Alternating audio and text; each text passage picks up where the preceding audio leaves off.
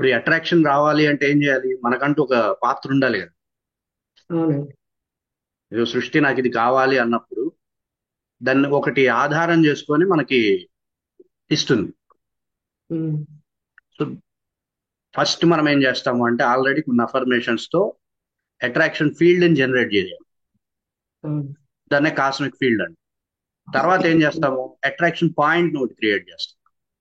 ఉమ్, attraction point ని create చేసి ఆ తర్వాత మన లోపల ఉండేటటువంటి కుండలిని శక్తి, ప్రాణశక్తి, విశ్వశక్తులను సమన్వయం చేస్తూ యూనివర్స్ తో అనుసంధానం అయితే పర్ఫెక్ట్ అట్రాక్షన్ ని మనం జనరేట్ చేయగలుగుతాం. అవును. అయితే ఇది ఎలా ఉంటుంది?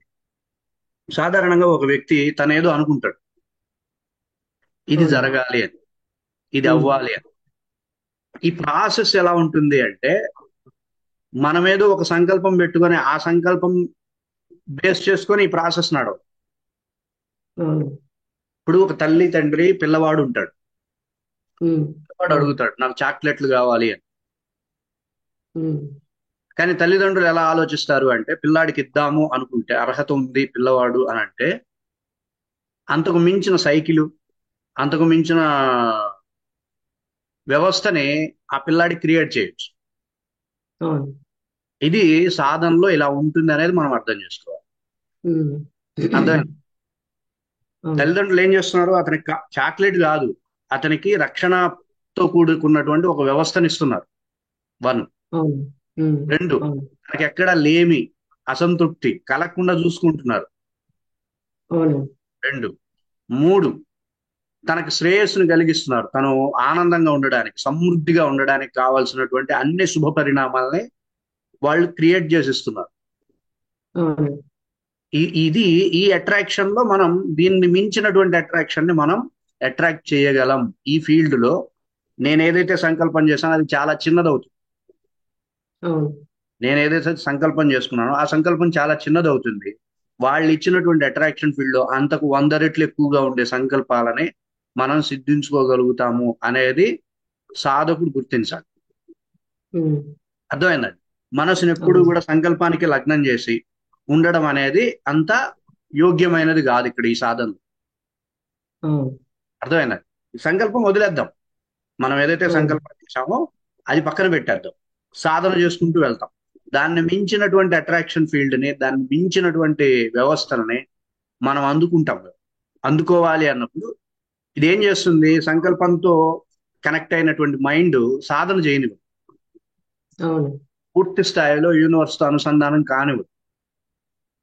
అవును. అందుకని సంకల్పం చేశాం, అయిపోయింది, దానికి తగ్గట్టుగా సాధన చేస్తున్నాం, అంతకు మించిందే వస్తుంది అన్నప్పుడు ఇక దాని గురించి పట్టించుకోకుండా సాధన చేసుకుంటూ వెళ్ళిపోతాం. ఈ విధమైనటువంటి వైఖరితో మనం ఉండాలి లా ఆఫ్ అట్రాక్షన్ సాధన.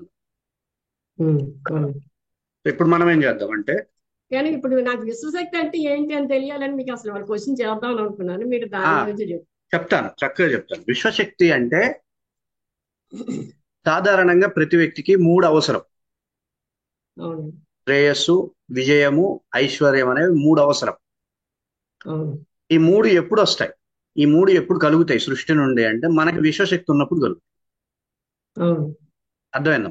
ఈ విశ్వశక్తిని జనరేట్ చేయడానికే తపస్సులు చేశారు, పూజలు చేశారు, ఆ అహోరాత్రాల యజ్ఞాలు, యాగాలు, వ్రతాలు, ఇవన్నీ సాధనలన్నీ మన వాళ్ళు రూపొందించిన కారణం ఏంటంటే ఈ విశ్వశక్తిని జనరేట్ చేయడం కోసమే. అవును. అయితే విశ్వశక్తి అంత ఆషామాషిగా చేస్తే రాదు.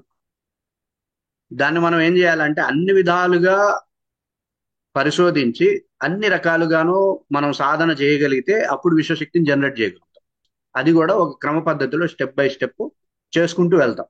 మనకు కావాల్సింది ఏంటి? కాస్మిక్ ఎనర్జీని జనరేట్ చేయడమే కాదు, అట్రాక్షన్ పాయింట్ జనరేట్ చేయాలి. మన లోపల ఉండేటటువంటి ఎనర్జీ ఫీల్డ్స్ అన్నిటిని శుద్ధి చేసుకుంటూ వెళ్తాం. ఉమ్, అర్థమైందా? ఇది మనం సాధనలో మనం మన పనులు మనం చేసుకుంటూ వెళ్తాం. వచ్చే వస్తూ అవును. ఉంటాయి, అవును. గమనిస్తూ ఉంటాం, అవును. అబ్జర్వ్ చేస్తూ ఉంటాం. అంటే సృష్టి యొక్క సంకల్పం ఎలా ఉంది, మనకి ఏమి ఇవ్వదలుచుకుంది, మనం అనుకున్నది అవును. ఇవ్వదలుచుకుందా, మనం అనుకున్న దానికంటే ఎక్కువ ఇవ్వదలుచుకుందా, లేక మనకి ఉమ్, శ్రేయస్కరమైనది ఇవ్వదలుచుకుందా, ఐశ్వర్య కారకమైనది ఇవ్వదలుచుకుందా, లేదా విజయాన్ని ఇవ్వదలుచుకుందా, అది సృష్టి మీద ఆధారపడి ఉంది. అవును.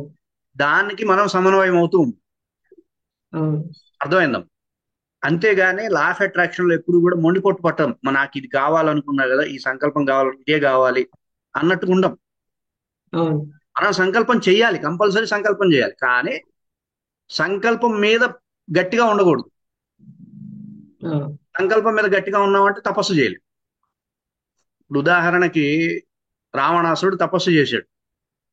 అవును. రావణాసుడు సంకల్పం ఏంటి చెప్పండి? నాకు మృత్యువు లేకుండా ఉండడం, ఇది సంకల్పం. అవును.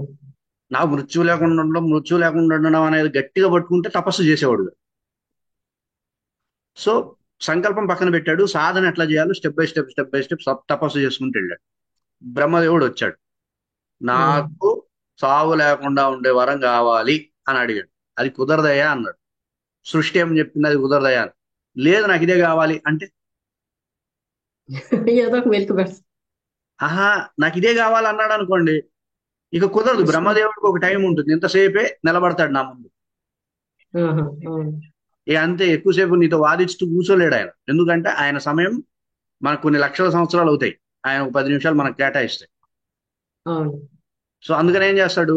నాకు ఇదే కావాలని వాదించకూడదు, వెంటనే రెండో వరంగా మార్చేసేసి దాన్ని మా- ఆ, మానవులు, వానరులు, నరులు వానరులు తక్క సృష్టిలో ఉండే ఆ దేవ, ఆ యక్ష, గంధర్వ, కిన్నెర, కింపురుషాదులు ఎవడైనా సరే ఎవరి చేత నేను సావు కలగకూడదు, నన్ను వాళ్ళు అవును. జయించలేకుండా ఉండాలి అనేటటువంటి ఒక వరాన్ని మార్చుకుని అడిగాడు. ఉమ్. తదాస్తు అని చెప్పి. ప్రాసెస్ ఎలా ఉంటుంది? ఎక్కడికక్కడ నేను శ్రేయస్కరంగా ఉండాలి, సృష్టితో సమన్వయం అయ్యాడు. సరే, నేను ఇది అడిగా కదా, నువ్వు అది ఇవ్వలేని పక్షంలో నాకు ఇది ఇయ్యి. అవును. నువ్వు అది ఇవ్వలేకపోతున్నావు కదా, అది ఇవ్వకపోతే నాకు ఇది ఇచ్చేసేయి. దీన్నే యూనివర్స్ తో సమన్వయం అవడం. అవును. అర్థమైందా? అది సమయస్ఫూర్తి కావాలి. అవును. అర్థమైందా? నేను అడిగా ఇది, నువ్వు అది ఇవ్వనంటున్నావు, నాకు ఇది ఇచ్చేసేయి అంటే గ్యారంటీగా అది అట్రాక్ట్ అవుతుంది. అవును. అంతేగాని చాలా మంది ఏం చేస్తారంటే లా ఆఫ్ అట్రాక్షన్ లో, ఇప్పుడు నాకు 10,000 కావాలన్నాడు, 10,000 కాకపోతే 50,000 అడుగు. 50,000 వస్తుంటే 50,000 వద్దని, నేను 10,000 కావాలి, నేను 10,000 అడిగా, వేరే వైపు నుండి 50,000 వస్తున్నాయి అనుకోండి. నేను 10,000 అవును. అడిగా, 10,000 కావాలి, 10,000 కావాలంటే ఒక్కొక్కసారి అవును. మనం అనుకున్న దానికంటే ఎక్కువ ఆకర్షింపబడచ్చు, మనం అనుకున్న దానికంటే వేరైనది ఆకర్షింపబడచ్చు, మనం అనుకున్న దానికంటే యోగ్యమైనది ఆకర్షింపబడచ్చు. అవును. ఉంది, అవకాశాలు ఉన్నాయి మనకి. మనం అవును. అనుకున్నదే ఆకర్షించడం అనేది కూడా జరగచ్చు. 4 అంశాలు ఉన్నాయి. మనం అనుకున్నదే ఆకర్షింపబడచ్చు, 1. మనం అనుకున్న దానికంటే అధికమైనది ఆకర్షింపబడచ్చు, 2. మనం అనుకున్న దానికంటే యోగ్యమైనది ఆకర్షింపబడచ్చు, 3. మనం అవును. అనుకున్న దానికంటే వేరైనది ఆకర్షింపబడచ్చు, 4 అవకాశాలు ఉంటాయి. సో ఉమ్. మనం చాలా దృక్పథంతో వెళ్ళాలి. ఒకటే అవును. ఏకాగ్రమైన చిత్తంతో కాకుండా ఏది ఆకర్షింపబడినా సరే తీసుకోగలిగేటట్టు ఉండాలి. అది సాధకుడి యొక్క తెలివి. సాధనలో సాధకుడు ప్రదర్శించాల్సినటువంటి ఇంటెలిజెన్స్.